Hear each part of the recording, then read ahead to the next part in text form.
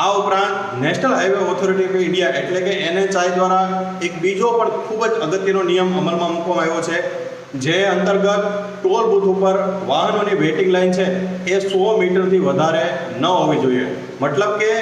Toll બૂથના collection પોઈન્ટથી 100 metre આગળ એક યલો લાઇન દોરવામાં આવશે, એક યલો પટ્ટી દોરવામાં આવશે, જેથી કરીને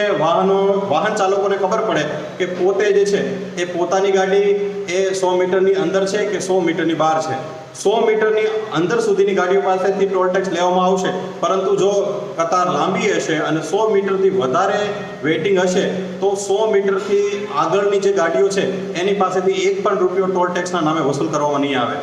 પણ અહીં સમસ્યા એ આવે છે કે ટોલ બૂથ ઉપરનો સ્ટાફ આપણી આ વાત માનતો નથી અને આપણી પાસેથી પરાણે ટોલ બૂથ લેવાનો પ્રયત્ન કરે છે. તો આ સ્ટાફને આપણે જરા પણ ડર્યા વગર NHIનું આ નોટિસ